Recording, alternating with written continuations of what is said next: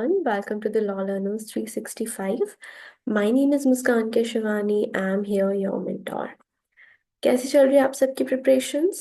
I hope all are doing very well with your preparations. Well, this is our second lecture. As you know, we have already covered 1992 Act in the first lecture. ठीक है, तो ये lecture हम 2022 act के साथ start करने वाले हैं with the new act with the new things we are going to cover in this lecture today. Okay, मैं कहना चाहूंगी कि this is the exam that you can easily crack. Okay, किसी भी एग्जाम को प्रिपरेशन करने के लिए एक मोटिवेशन का होना बहुत जरूरी है। सी, आपको पता होगा अभी जुडिशरी एग्जाम्स कोई भी ऐसे लाइंड अप नहीं है, और अगर आपके पास ये एग्जाम है तो this is the great opportunity for you guys to easily crack this exam. और आपने देखा होगा इसका सिलेबस भी काफी लिमिटेड है, काफी लिमिटेड सेक्शंस आपको पढ़ने हैं, तो आप इसमें अपना 100% दो। और हम राजस्थान एपीओ सीरीज आपके लिए ही प्रोवाइड कर रहे हैं ताकि आप अपना पूरा इंटायर सिलेबस एक ही प्लेटफॉर्म से इजीली आप कवर कर सकते हो, along with the MCQ practices and previous year question papers. So do follow, guys. And now I'm going to start with our 2020 act. Okay. So as you all know that जब भी हम किसी act को पढ़ना start करते हैं उसके पहले हम उसके बेसिक ऑब्जेक्ट के बारे में जानने की कोशिश करते हैं कि उस एक्ट के पीछे क्या ऑब्जेक्ट था, क्या इंटेंशन थी लेजिस्लेचर की उस एक्ट को इनेक्ट करने की। तो जैसा हमने 1990 एक्ट के बारे में पढ़ा था, ऑन द सिमिलर लाइंस भी इस एक्ट के लाने का उद्देश्य भी वही है जो 1999 के एक्ट का था। तो फिर आखिर ये 2022 एक्ट लेकर क्यों आए हैं हम? We going to cover the entire things, what are the reasonings why this act been came into force, what are the bare act provisions, all things we are going to cover in this lecture today. Okay, सो तो मैं आपको ये बताना चाह रही थी कि 2022 act को लेकर क्यों आए हैं हम, क्या ऑब्जेक्ट है उसका।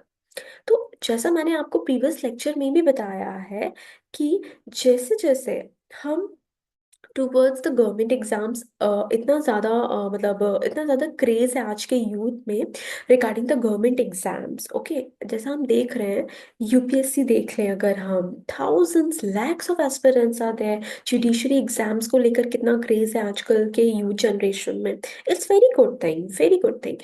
बट उसके साथ साथ क्या हो रहा है, क्या क्या प्रॉब्लम्स फेस करनी पड़ रही हैं कि इन एग्जाम्स की इंटीग्रिटी को लेकर बात खड़ी हो रही है ना, कि इन एग्जाम्स में काफी सारे अनफेयर मींस एम्प्लॉय किए जा रहे हैं, क्वेश्चन पेपर लीकेज की प्रॉब्लम्स हो रही है, ब्राइबरी के केसेस आ रहे हैं। तो इन चीजों को कौन रेगुलेट करेगा? तो इन चीजों को रेगुलेट करने के लिए एक एक्ट बनाया गया है राजस्थान गवर्नमेंट ने, that is the Rajasthan public examination measures to prevent the unfair means in recruitment act 2022, जिसके बारे में हम आज बात करने वाले हैं। तो एक चीज और बताना चाहूंगी कि जो 1999 एक्ट है अगर वो ऑलरेडी था, ठीक है, सेम सेम पर्पस को वो भी सर्व कर रहा था कि क्वेश्चन पेपर लीकेज ना हो, अनफेयर मींस एम्प्लॉयड ना हो। मैं बार बार ये टर्म्स इसलिए आपके सामने यूज कर रही हूँ, अनफेयर मींस, पब्लिक एग्जामिनेशन, ताकि वो आपके माइंड में रहे और आपको एक्ट को समझने में काफी ज्यादा इजी अंडरस्टैंडिंग हो जाएगी, आप काफी इजीली उस चीज को अंडरस्टैंड कर पाओगे। इसीलिए मैं उन टर्म्स को एक्सप्लेन करते टाइम आपको बार बार यूज कर रही हूँ आपके सामने। हाँ, तो मैं ये बोल रही थी कि जब 1999 एक्ट ऑलरेडी है तो 2022 एक्ट को क्यों लाया गया है? क्योंकि जैसे जैसे हमारी सोसाइटी बढ़ रही है, जैसे मैंने बोला काफी थाउजेंड्स लैक्स ऑफ स्टूडेंट्स का participation for a particular exam एक बहुत बड़ी प्रॉब्लम क्रिएट भी करता है। मैनेजमेंट से रिलेटेड अगर आपका मिसमैनेजमेंट हो गया तो भी ये केसेस हमारे सामने आते हैं। तो ऐसा हम क्या करें कि ये एग्जाम्स की इंटीग्रिटी को हम मेंटेन कर पाए? तो जो 1999 एक्ट था वो इतना ज्यादा इफेक्टिव नहीं था, उसमें प्रोविजन तो डाले गए हैं लेकिन इतने ज्यादा इफेक्टिव और इतनी ज्यादा स्ट्रिंजेंट पनिशमेंट्स उसमें प्रोवाइड नहीं करी गई है जो आज के चैलेंजेस के सामने खड़ी हो पाए। तो आज के चैलेंजेस को देखते हो, जितने बड़े बड़े स्कैम हो रहे हैं, जितने बड़े बड़े चैलेंजेस आ रहे हैं इन एग्जाम्स को कंडक्ट करने में, आजकल हमने देखा होगा एक एक एग्जाम को कंडक्ट करने में कितना कितना टाइम लग जाता है, क्योंकि इतने स्टूडेंट्स की कॉपीज को चेक करना, मैनेज करना प्रॉपर तरीके से, इट टेक्स टाइम। तो उसके लिए आपका एक प्रॉपर मैकेनिज्म होना इन एक्ट्स के थ्रू बहुत जरूरी है। तो इसीलिए 2022 एक्ट्स में ये बताया गया है कि क्या क्या कोड्स होंगे, डेजिग्नेटेड कोड्स क्या होंगे इन ऑफेंसेस से डील करने से रिलेटेड, क्या क्या पनिशमेंट्स प्रोवाइड की गई हैं, ताकि हम आज के चैलेंजेस को फेस कर पाए। एंड यू नो कि जैसे जैसे सोसाइटी चेंज होती है, हमें अपने लॉ में भी चेंजेस लाने होते हैं, because this is the nature of the law, that law has to be dynamic. Law को चेंज होना पड़ता है सोसाइटी के अकॉर्डिंग, अदरवाइज वो ऑब्सोलीट हो जाता है, फिर उसका इतना इफेक्टिव एनफोर्समेंट नहीं रह जाता है। तो इसीलिए सिर्फ इसी पर्पज से 2022 एक्ट को लेकर आया गया आपके सामने। ओके, सो नाउ मैं आपके सामने कुछ इंपॉर्टेंट टर्म्स हम डिस्कस कर, कुछ इंपॉर्टेंट चीजें हम डिस्कस करेंगे। So I am going to share my screen with you guys. Okay, okay, here we are. So here, just a second, yeah. So here, short title: The Rajasthan Public Examination Measures for Prevention of Unfair Means in Recruitment Act 2022। यहाँ पे almost आपको similar words ही मिलेंगे जैसे कि 1999 act में था, इसकी public examination, examination centre, unfair means. लेकिन यहाँ पे क्या ध्यान देने वाली बात है, क्या डिफरेंस है, मेजर्स का। वहां पे मेजर वर्ड इंक्लूड नहीं किया गया था, बट यहाँ पे स्पेसिफिकली हम किसके बारे में बात करें, क्या क्या मेजर्स हम लेंगे। उसके बाद recruitment, this word is very important, and this only creates a difference between the 1999 act and 2022 act की। यहाँ पे मेनली उन पब्लिक एग्जामिनेशंस की बात की जा रही है जो गवर्नमेंट में रिक्रूटमेंट की बात करते हैं, जो गवर्नमेंट में रिक्रूटमेंट के लिए कंडक्ट करवाए जाते हैं। वहां पे कोई मिस हैपनिंग्स ना हो, वहां पे कोई अनफेयर मींस एम्प्लॉयड ना हो, उनको प्रिवेंट करने के लिए हमारा ये एक्ट लाया गया है आपके सामने। तो जैसे कि हम ये चीजें तो हम डिस्कस करते हैं, बेचारा वो basic for the prelims point of view. जैसे कि शॉर्ट टाइटल क्या है, शॉर्ट टाइटल में ऑलरेडी बता चुकी हूँ आपको। Act number is 6। Okay, governor की असेंट कब मिली है, 5 अप्रैल 2022, enforced on 6 April 2022। Total sections 20, 1999 वाले एक्ट में 10 सेक्शंस थे, शेड्यूल यहाँ पे 2 है, वहां पे 1 था। ओके ना, हाँ, जैसे यही कि why 2022 act enforce despite of 1992 act. तो एक बार जस्ट हम ब्रीफ रीडिंग कर लेते हैं। The Rajasthan, sorry, here it must be the Rajasthan public examination act of 2022 was enforced despite the 1992 act already existing, because the government felt that the older law was not stringent enough to effectively combat the growing issue of question paper leaks and unfair means used in the public examination, particularly in the recruitment process, prompting the need for stricter measures outlined in the newer act, essentially aiming to provide more robust preventative tools against the exam malpractices। तो जैसा मैंने आपको बताया कि 2022 act इसलिए लाया गया है ताकि हम और ज्यादा स्ट्रिक्ट पेनाल्टीज और पनिशमेंट्स को लेके आ सके, और हम एक एग्जाम्पल सेट कर सके कि ऐसी चीजें ना हो इन एग्जाम्स में। Increase severity of issue, need for stronger enforcement mechanisms. Okay, focus on recruitment exams, main focus इस एक्ट का रिक्रूटमेंट एग्जाम्स को लेकर ही है। अब जो हमारा 2022 एक्ट है वो किन किन ऑब्जेक्ट्स की बात करता है। Addressing the wide spread issue, कैसा वाइड स्प्रेड इशू को एड्रेस करने की कोशिश कर रहे हैं, to prevent the leakage of the question papers, that is our main concern. Cheating ना हो, stricter penalties, control over access to the question papers, as I have said, designated codes provide करना कि कौन कौन से codes होंगे। Okay, now we'll move on to our bear act, which is our important part of discussion, and we cannot leave the bear act part। Okay, क्योंकि examiner कितने भी question tough बना ले, वो बेयरिंग से बाहर नहीं जा सकता है। स्पेशली अगर हम लोकल लॉज की बात करें तो हार्डली मतलब कोई भी क्वेश्चंस ऐसे होंगे जो out of the bare act होंगे। ओके। और जो out of the bare act होंगे वो भी मैं आपको इनफेक्ट फर्स्ट लेक्चर में ही कवर कर चुकी हूँ कि अगर वो ज्यादा से ज्यादा ये पूछ सकते हैं कि सेंट्रल लेवल पे कौन सा एक्ट आया, उसका क्या एनफोर्समेंट डेट था, एक्ट नंबर क्या था। तो these all things we have already cover. Except those things, I don't think anything will the examiner will ask. Obviously, it's their discretion, but most of the things we have covered, which we have to cover. Okay. तो main होता है आपका bare act. जितना भी tough exam हो, अगर आपकी bare act पे कमांड है तो आप प्रीलिम्स इजीली क्रैक कर सकते हो। This is the key, bare act is always the key to crack the government, to crack the preliminary examinations. Okay, now we'll move to a Bare Act reading. Okay, the Rajasthan Public Examination Measures for Prevention of Unfair Means include in Recruitment Act 2022. Received the assent of Governor on 5th April, as we have already read. Okay, अब हम पढ़ेंगे preamble इसका। preamble क्या बोलता है? An act to provide for effective measures to prevent and curb the offences of leakage of question paper and use of unfair means at public examination for the purpose of recruitment to any post under the state government, including autonomous bodies, authorities, boards, or corporations, and to provide for designated courts for the trial of such offences and for matters connected therewith or incidental thereto. मतलब कि यहाँ पे जो act का main purpose है, मैंने आपको बताया है कि क्वेश्चन पेपर को लीकेज से प्रिवेंट करना है, to prevent the leakage of the question papers.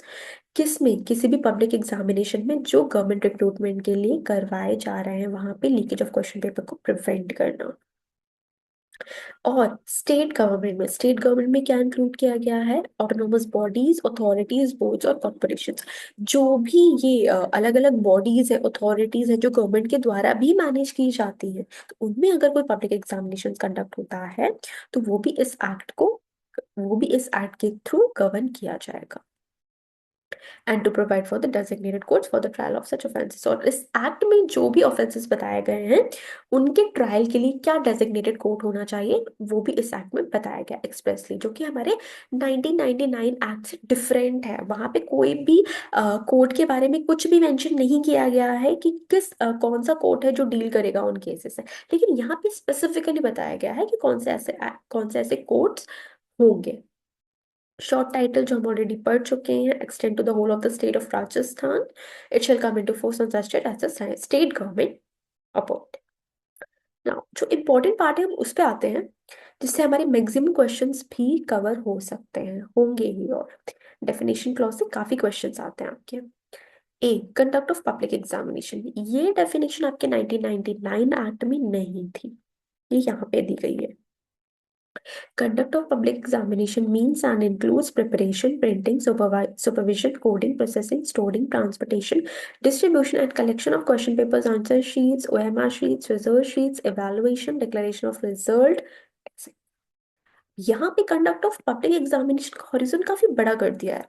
सिर्फ कंडक्ट ऑफ पब्लिक एग्जामिनेशन का मतलब ये नहीं होता है कि आप क्या कर रहे हो, सिर्फ क्वेश्चन पेपर डिस्ट्रीब्यूट कर दिया, आंसर शीट्स ले ली, हो गया पब्लिक एग्जामिनेशन। नहीं, यहाँ पे क्वेश्चन पेपर की प्रिपरेशन से लेके रिजल्ट के डिक्लेरेशन तक की जो पूरी प्रोसेस है, उस पूरी प्रोसेस को क्या बोला है? Conduct of public examination. देखो बोला है ना कि प्रिपरेशन से रिलेटेड, प्रिपरेशन, उन क्वेश्चन पेपर्स को प्रिपेयर करना, फिर उनको प्रिंट करवाना, सुपरवाइज करना, कोडिंग करनी। जैसे हम जो क्वेश्चन पेपर के सेट्स लगाते हैं ABCD 1 2 3 4, तो वो प्रोसेस करना, उनको स्टोर करना, ट्रांसपोर्ट करना एक एग्जामिनेशन सेंटर से दूसरे में, distribute, collect answer sheets, OMR sheets, इनको कलेक्ट करना, डिस्ट्रीब्यूट करना, रिजल्ट्स का declaration, all these things will cover up.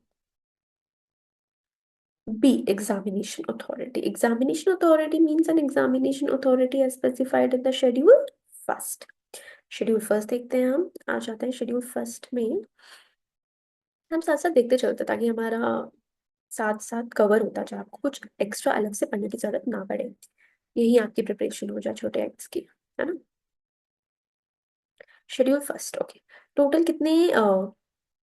कितनी अथॉरिटीज दी गई हैं? 10। कौन कौन सी? राजस्थान पब्लिक सर्विस कमीशन, जो एग्जामिनेशन अथॉरिटी की कैटेगरी में आएंगी। Rajasthan public service commission, high court, staff selection board, any other authority, State funded universities, Rajasthan Board of Secondary Education, Post Recruitment Board, PSUs owned by state government, society, corporations, any other authority notified by the state government. ये ऐसी authorities हैं जो government recruitments के लिए exam conduct करवाती हैं in the state of Rajasthan. तो इन authorities को शेड्यूल 1 में कवर किया गया है। ओके, ध्यान रखना कितनी है टोटल, 10 है।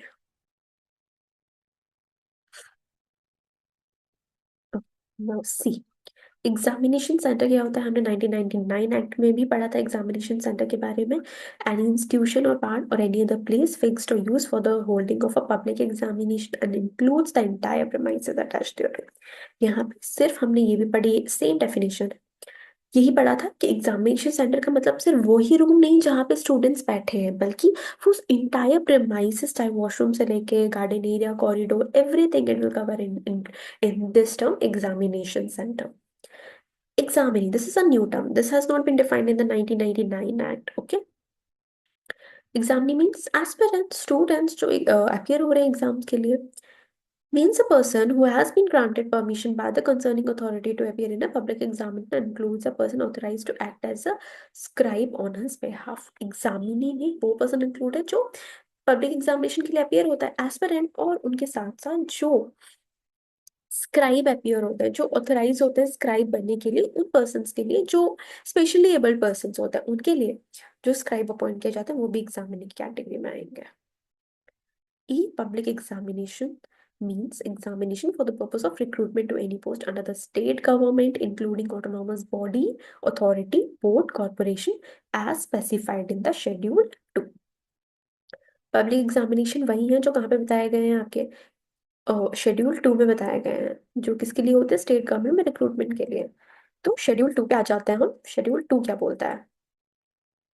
शेड्यूल 2 या सी, शेड्यूल 2 में भी वही अथॉरिटीज के द्वारा एग्जाम कंडक्ट किया जाएगा जो शेड्यूल 1 में बताई गई है। तो अगर आपने शेड्यूल 1 अच्छे से पढ़ लिया है तो सेम अथॉरिटीज आपके शेड्यूल 2 में बताई गई कि इनके द्वारा एग्जामिनेशन कंडक्ट करवाया जाएगा। देखिए आप, पब्लिक सर्विस कमीशन है, हाई कोर्ट है, स्टाफ सिलेक्शन बोर्ड है, पीएसयूज है, पुलिस रिक्रूटमेंट है, सेम, वो भी 10 है, ये भी 10 है, ध्यान रखना। Now we are moving on to next definition, that is unfair means. This is very important. This is very very important. Unfair means includes. Unfair means में क्या क्या include है, दो पॉइंट्स दिए गए हैं in relation to an examinee. यहाँ पे किसकी बात की जा रही है, आपके एग्जामिनी की। Examinee to take unauthorised help in public examination from any person or group directly or indirectly, or from any material written, recorded, copied, printed in any form whatsoever, or use of any unauthorised electronic or mechanical instrument or cassette. अगर examinee कोई भी help लेता है examinations में, जैसे आपके friends आपकी help लेते हैं या आप किसी पर्सन की हेल्प करते हो, तो क्या होगा, अगर आपने ऐसा कुछ किया है तो आप यहाँ पे अनफेयर मीन्स में कवर हो जाओगे। ओके, किसी की भी हेल्प नहीं लेनी है, चाहे वो डायरेक्टली हो चाहे वो इनडायरेक्टली हो, है ना, कि आप चिट फेंक के उसको इशारे कर रहे हो कि मुझे ये क्वेश्चन का आंसर बता दो या ये बता दो, या कुछ भी अगर आप उसको डिस्टर्ब कर रहे हो कि मुझे पहले बता दो, तो किसी भी तरीके से आप उसकी हेल्प लेने की कोशिश कर रहे हो तो you will be responsible. In relation to any person, ऊपर था in relation to an examinee, second point है in relation to any person. First, कोई भी पर्सन अगर क्या करता है, impersonate, leak or attempt to leak or conspire to leak the question paper, और कोई भी पर्सन अगर इम्पर्सोनेट करने की कोशिश करता है, इम्पर्सोनेट करने का मतलब ये होता है कि सपोज ए है, ए ने फॉर्म भरा लेकिन ए की जगह कौन अपियर हो रहा है, बी अपियर हो रहा है ना, उसकी आइडेंटिटी को इम्पर्सोनेट किया जा रहा है, तो दैट इज इम्पर्सोनेशन। वैसा नहीं करना है। Leakage of question paper, attempt to leak अगर आप कर रहे हो या फिर किसी षड्यंत्र रच रहे हो कि अगर किसी के नॉलेज में कोई क्वेश्चन पेपर की इंफॉर्मेशन है उसको लीक करना, उसकी कॉन्स्पिरेसी करना, तो फिर वो भी आपका इसमें कवर हो जाएगा। To procure, attempt to procure, possess or attempt to possess question paper in unauthorised manner, है ना, गलत तरीके से अगर आप क्या कर रहे हो, क्वेश्चन पेपर को प्रोक्योर करने की कोशिश कर रहे हो, अटेम्प्ट कर रहे हो, लेने की कोशिश कर, रखने की कोशिश कर रहे हो, everything is punishable. Everything will come under the unfairness. To solve, attempt to solve or seek assistance to solve question paper in unauthorized manner. है ना? अगर आप क्वेश्चन पेपर अनऑथोराइज तरीके से सॉल्व करने की कोशिश कर रहे हो तो वो भी, जैसे इंस्ट्रक्शंस लिखे होता है ना कि जब भी आप अगर प्रीलिम्स या मेंस कोई भी आप देने जाते हो पेपर, तो उसमें इंस्ट्रक्शंस लिखे होते हैं कि आपको ये पेपर ऐसे ऐसे अपियर करना है, ऐसे ऐसे सॉल्व करना है, और अगर आपने वो नहीं किया है तो that will amount to unfair means.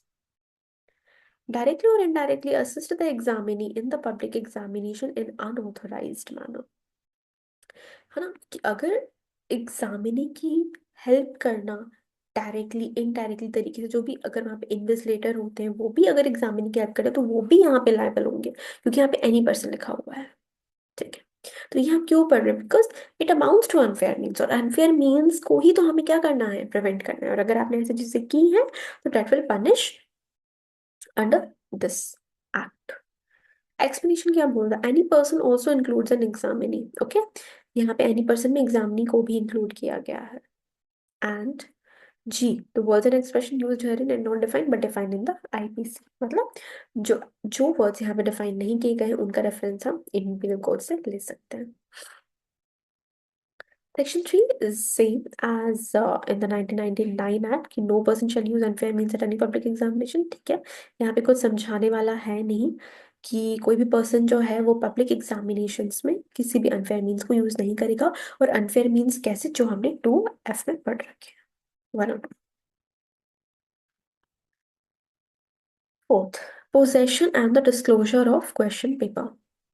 No person authorized by virtue of his duties in conduct of public examination shall before the time fixed for opening and distribution of question paper open, leak or procure or attempt to procure, possess or solve such question paper or any portion or a copy thereof। देखो, यहाँ पे बोल रहे हैं कि कोई भी person, suppose कोई ऑथराइज पर्सन है, उसको ऑथराइज किया गया है कि तुम इस डेजिग्नेटेड टाइम से पहले क्वेश्चन पेपर मत डिस्ट्रीब्यूट करना। ओके, या किसी को क्वेश्चन पेपर मत देना, किसी को भी कोई इंफॉर्मेशन मत देना। तो यहाँ पे अगर कोई पर्सन ऐसा करता है, उस क्वेश्चन पेपर को ओपन कर देता है, लीक कर देता है ना, या फिर उसको लेने की कोशिश करता है, तो यहाँ पे वो चीज पनिशेबल होगी। या फिर give any confidential information or promise to give such confidential information to any person or examinee where such confidential information is related in reference to such question paper. या फिर ऐसी कोशिश करता है वो कि उस कॉन्फिडेंशियल इन्फॉर्मेशन को वो रिवील कर दे एग्जामिनी को या फिर किसी भी अदर पर्सन को। तो ऐसे पर्सन को पनिशेबल किया गया है सेक्शन 4 में, जो ऑथराइज्ड पर्सन थे, अगर उन्होंने ऐसा किया है तो। Fifth, prevention of leakage by person interested or engage with the examination work. ऐसे पर्सन जिनको इंटरेस्ट किया गया था, एंगेज किया गया है किसी ऐसे वर्क के साथ, एक मिनट हम पढ़ लेते हैं पहले। No person who is interested or engage with any work pertaining to public examination shall, except where he is permitted by virtue of his duties so to do, directly or indirectly divulge or cause to be divulged or make known to any other person any information or part thereof which has come to his knowledge by virtue of the work being so entrusted to him। यहाँ पे यहाँ पे ऐसे लोगों की बात की जा रही है जिन पे इंटरेस्टमेंट है, जिन पर भरोसा है हमारा कि ये पर्सन ऐसे नहीं करेंगे, इन पर एक इंटरेस्टमेंट क्रिएट किया गया है। क्योंकि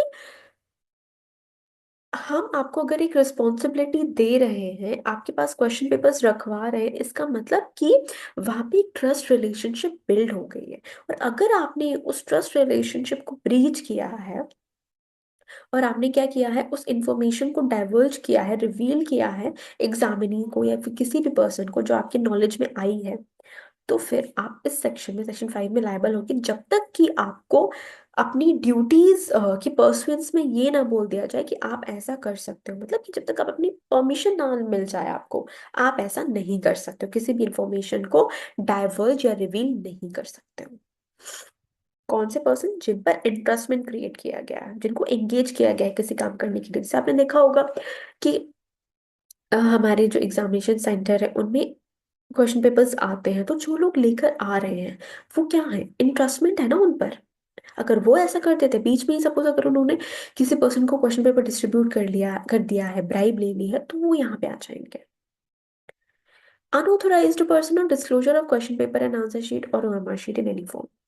No person who is not lawfully authorized or permitted by virtue of his duties shall, before the time fixed for distribution of question paper, procure, attempt to procure, possess such question paper or answer sheet, OMR sheet, or any portion in any form. Impart or offer to impart such information which he knows or has reason to believe to be related to or derived from or to having a bearing upon such question paper. कि यहाँ पे उन person की बात की गई है जो कि लॉफुली ऑथराइज नहीं थे, उनको परमिशन नहीं थी, लेकिन तब भी अगर उन्होंने एक फिक्स टाइम जो था क्वेश्चन पेपर को डिस्ट्रीब्यूट करने का, अगर उससे पहले क्या किया है, वही सेम थिंग, क्वेश्चन पेपर को लीक किया है, इंफॉर्मेशन को दिया है, कॉन्फिडेंशियल इंफॉर्मेशन को रिवील किया है, तो फिर वो यहाँ पे पनिशेबल हो जाएंगे। चीजें सेम है बट पर्सन डिफरेंट डिफरेंट है। सेक्शन 7 जो कि 1999 एक्ट में नहीं था, ये यहाँ पे है। No person who is not interested or engage with the work pertaining to public examination or conduct of public examination or who is not an examinee shall enter the premises of the examination centre.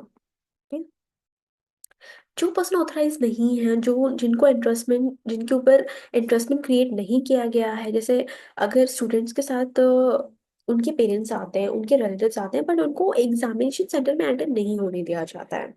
I know उनको काफी बुरा लगता है, काफी दूर से आते हैं वो, उनके लिए एक अलग फैसिलिटी होनी चाहिए, आई वुड से। उनको नहीं एग्जामिनेशन सेंटर में एंटर होने दिया जाता है। The reason being is this only कि ताकि हम कॉन्फिडेंशियलिटी, इंटीग्रिटी इन एग्जाम्स की मेंटेन कर पाए, है ना, बेहतर तरीके से। तो उस चीज को यहाँ पे रोका गया है कि आप ऐसे लोगों को एंटर होने नहीं दे सकते जो कि मतलब जो कि एग्जामिनी भी नहीं है, इंट्रांसमेंट भी नहीं है, उनके ऊपर ऑथराइज्ड भी नहीं है, तो वो आप कैसे एंटर हो सकते हो एग्जामिनेशन सेंटर्स में? नहीं हो सकता। 8. No place other than the examination center shall be used for public examination. No person who is interested or engaged with the work pertaining to public examination shall cause or use to be caused any place other than the examination center for the purpose of holding public examination. किसी भी centre को examination centre के अलावा आप use नहीं कर सकते हो पब्लिक एग्जामिनेशन को कंडक्ट करवाने के लिए। अगर एक एग्जामिनेशन सेंटर को डेजिग्नेट किया गया है कि यहीं पे पब्लिक एग्जामिनेशन होंगे आपके, यहीं पे एग्जामिनेशन कंडक्ट करवाया जाएगा, तो आप एंड मोमेंट पर आप सेंटर चेंज नहीं कर सकते हो या किसी भी अदर प्लेस को डेजिग्नेट नहीं कर सकते हो। ओके, क्योंकि इंटीग्रिटी इश्यूज हो जाएंगे फिर। 9th, offence by management institution और अदर्स। अब देखो ये जो प्रोविजन है वो थोड़ा बहुत सिमिलर है किस प्रोविजन से? ऑफेंसेस बाय कंपनीज, अगर आपने पढ़ा हो। ऑफेंसेस बाय कंपनीज के केस में क्या होता है कि जब अगर कोई ऑफेंस कंपनी के द्वारा किया गया है, कंपनी के द्वारा मतलब कंपनी के एम्प्लॉयज के द्वारा या किसी भी पर्सन के द्वारा जो कंपनी के बिहाफ पे किया गया है, तो उस केस में अगर कोई पर्सन जो कि इंचार्ज है कंपनी का, है ना, या फिर कोई पर्सन डायरेक्टर जो कि रिस्पॉन्सिबल है उस काम के लिए, और कंपनी भी क्या होते हैं, दोनों लायबल होते हैं। लेकिन अगर वो पर्सन जो कि ऑफिसर इंचार्ज था, अगर वो ये प्रूव कर देता है कि जो भी ये ऑफेंस हुआ है वो मेरे नॉलेज के बिना हुआ है, मुझे इस बात की कोई नॉलेज नहीं थी, और अगर नॉलेज भी थी तो उसने प्रॉपर ड्यू डिलिजेंस एक्सरसाइज किया है उस ऑफेंस को बचाने के लिए, उस ऑफेंस के कमीशन को रोकने के लिए, तो वहां पे फिर उसको लायबल नहीं किया जाएगा। ओके, तो सेम चीज यहाँ पे सेक्शन 9 में बताई गई है। यहाँ पे मैनेजमेंट इंस्टीट्यूशन, एलएलपी और अदर्स, इन चार चीजों को कवर किया गया है। अगर इनके अगर इनके द्वारा कोई ऑफेंस किया जाता है, ओके, इनके द्वारा अगर कोई ऑफेंस किया जाता है या फिर इनके ऑफिसर्स के द्वारा अगर कोई ऑफेंस किया जाता है, तो ये तो लायबल होंगे ही होंगे। साथ साथ जो भी इनके ऑफिसर्स हैं, चाहे वो पार्टनर्स हो, डायरेक्टर्स हो, सेक्रेटरीज हो, अगर उन्होंने भी कुछ लायबल हो जाएंगे। ये आप एक बार रीड करना, you easily understood. Now, next thing I want to explain it in very clear terms, that is penalties, which is very important, क्योंकि ये एक लाया ही किस लिए गया है, पेनाल्टीज को और ज्यादा स्ट्रिंजेंट करने के लिए। तो जब हम पढ़ेंगे पेनाल्टीज आप खुद देखोगे द डिफरेंस 1999 एक्ट से और 2022 एक्ट से कि कितना ज्यादा डिफरेंस इन्होंने पेनाल्टीज में कर दिया है। तो मैं आपको सेक्शन 10 जो है यहाँ पे एक्सप्लेन करना चाहूंगी। बहुत ज्यादा ऑर्गेनाइज तरीके से मैंने यहाँ पे बना के रखा है आपके लिए कि आपको कोई डिफिकल्टी ना हो इसको समझने में। सेक्शन 10 उसमें दो चीजें कवर है, एक तो 2FI कवर है और 2F2 कवर है। सबसे पहले हम 2FI की बात करते हैं। 2FI मतलब जहाँ पे अनफेयर मीन्स डिफाइन किया गया है, एक तो इन रिलेशन टू एग्जामिनी था, हमने देखा था, और एक in relation to any person था। पढ़ते हैं। सबसेक्शन 1 है ये 2FI जो लिखा है, ये सबसेक्शन 1 है सेक्शन 10 का। If any examinee indulges in taking unauthorized help in public examination from any person or group directly or indirectly, or from any material written, recorded, copied, printed in any form whatsoever, or use of any unauthorized electronic or mechanical instrument or gadget, कोई भी examinee अगर वो help लेने की कोशिश करता है तो वहां पे कितनी पनिशमेंट है? आई मीन यहाँ पे imprisonment of either description up to 3 years and fine not less than 1 lakh rupees. Can you see the gravity of the offence here, कि यहाँ पे 3 साल तक की पनिशमेंट आपको दी जा सकती है। साथ ही साथ 1 लाख जो है वो मिनिमम फाइन रखा गया है, एंड वर्ड यूज किया गया है, ठीक है। फाइन तो लगेगा ही लगेगा और मिनिमम 1 लाख है, तो आप सोच सकते हो फिर। इसलिए गाइज बी अवेयर, ओके। और avoid doing, if you are doing this then please do avoid, this is very serious। Okay, सिर्फ पढ़ने के पर्पस से ही ये एक्ट मत पढ़ो।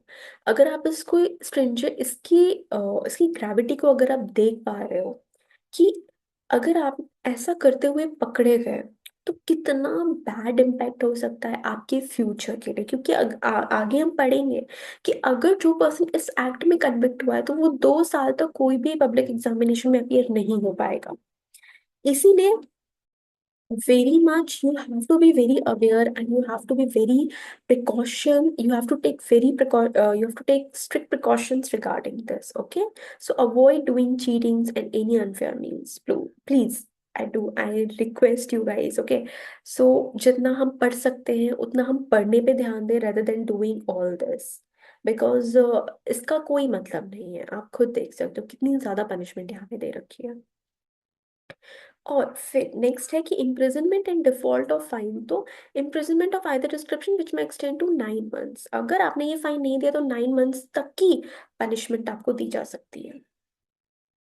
सेक्शन 2F2 की अब हम बात कर रहे हैं। सेक्शन 10 में ही सबसेक्शन 2 है, और उसमें 2F की जो सेकेंड क्लॉज है उसकी हम बात कर रहे हैं, जो कि एनी पर्सन के बारे में बात करता है।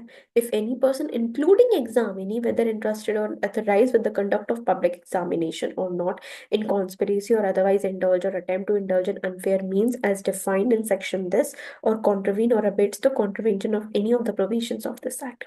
अगर कोई पर्सन, चाहे वो एग्जामिन ही क्यों ना हो, अगर उनको इंटरेस्टमेंट उनके ऊपर क्रिएट किया गया है चाहे नहीं क्रिएट किया गया हो, अगर वो किसी ऐसे षड्यंत्र में इन्वॉल्व हो जाता है या फिर ऐसा कुछ करने का अबेट करते हैं जो कि 2F2 में बताए गए हैं मेजर्स, सॉरी जो 2F2 में अनफेयर मीन्स बताया गया है, अगर उन चीजों को करने के लिए कॉन्स्पिरेसी करते हैं, अबेटमेंट करते हैं, तो वो कहाँ पे पनिशेबल है? सेक्शन 10 में। कितनी पनिशमेंट है? Minimum 5 years and maximum 10 years and fine 5 lakh से 10 crore. 10 crore, okay. And imprisonment of fault of fine 2 years तक। और यहाँ पे मिनिमम पनिशमेंट 5 years है, और अगर आपको 5 से कम देना है तो you have to furnish the special reasons कि आखिर आप 5 years से कम क्यों देना चाहते हो, ठीक है। Okay, now again we are coming on to bare act. हाँ, जो मैं बात कर रही थी सेक्शन 11 उसकी बात कर रहा है कि any examinee who has been convicted of an offence under the provision of this act shall be debarred from taking any public examination for the period of 2 years। 2 years तक आपको कोई भी एग्जाम देने नहीं दिया जाएगा, ओके। हाँ, और साथ साथ इन छोटे एक्ट्स के आपको सेक्शंस बाय हार्ट लर्न होने चाहिए, क्योंकि इन छोटे एक्ट्स में ये प्रॉब्लम हो जाती है कि आपको लगता है काफी इजी है, बट जब एग्जामिनर क्वेश्चंस बनाने में आता है तो यही से पूछते हैं कि सेक्शन नंबर से उनके अंदर जाके कि इनमें क्या क्या दिया है, क्या क्या लेवल्स दिए हैं, कहाँ पे आइदर डिस्क्रिप्शन है, कहाँ पे और वर्ड यूज किया गया है फाइन और इम्प्रिजनमेंट के साथ, कहाँ पे एंड वर्ड यूज किया गया है, कहाँ पे बोथ वर्ड यूज किया गया है, कहाँ पे मिनिमम पनिशमेंट है, कहाँ पे मैक्सिमम पनिशमेंट है। तो इसीलिए मैं बोल रही थी कि सेक्शन 10 काफी इंपॉर्टेंट है, और section number is also very important for you. 12th is attachment and confiscation of the property. No person shall hold or be in possession of any proceeds of any offence under this act. अगर कोई person कोई offence किया है और उससे related उसके पास कोई proceeds है उस ऑफेंस से रिलेटेड, है ना, तो वहां पे वो उसको प्रोसेस नहीं करेगा। फिर subsection 2, if an officer investigating an offense committed under this act has reason to believe that any property represents proceeds of any offense under this act, he shall, with the prior approval in writing of the state government, make an order seizing such property, movable or immovable or both, and where it is not practicable to seize such property, make an order of attachment directing that such property shall not be transferred or otherwise dealt with except with the prior permission of the officer making such order or the designated court, and a copy of such order shall be served on the person concerned. Okay, यहाँ पे ये बोल रहे हैं कि जब इन offences को investigate करने के लिए जो इन्वेस्टिगेटिंग ऑफिसर अपॉइंट होता है, अगर उसको ये लगता है कि जो भी ऑफेंस हुआ है उससे रिलेटेड कोई भी जो प्रोसीड्स आए हैं क्राइम के, है ना, उस ऑफेंस से रिलेटेड जो भी प्रोसीड्स आए हैं, है ना, तो अगर उसको लगता है कि यहाँ पे ऐसी प्रॉपर्टीज को, चाहे वो मूवेबल हो चाहे वो इमूवेबल हो, अगर हमें उनको सीज करने की जरूरत है, तो यहाँ पे वो क्या कर देगा, सीजर का ऑर्डर निकाल देगा। और ऐसी प्रॉपर्टीज जब तक उस ऑफिसर के पास अटैचमेंट में रहेंगी तब तक उस प्रॉपर्टी को आप हाथ नहीं लगा सकते। मतलब किसी भी तरीके से उन प्रॉपर्टीज के साथ छेड़खानी नहीं की जा सकती है, ना ही उनको ट्रांसफर किया जा सकता है, ना ही उनके साथ कुछ भी ना ही आप उनको सेल कर सकते हो, बाय कर सकते हो, नथिंग यू कैन डू जब तक वो एक इन्वेस्टिगेटिंग ऑफिसर के पास है। अगर उसको सस्पिशियस है कि हाँ ये प्रॉपर्टी इन्वॉल्व है या इससे रिलेटेड ऑफेंस के प्रोसीड्स आए हैं, तो फिर उन प्रॉपर्टीज को सीज किया जा सकता है। ओके, हाँ। और और एक चीज और यहाँ पे बताई गई है कि डेजिग्नेटेड कोर्ट जो है या फिर इन्वेस्टिगेटिंग ऑफिसर, अगर उसकी हम परमिशन ले लेते हैं तो फिर उन प्रॉपर्टीज से डील किया जा सकता है।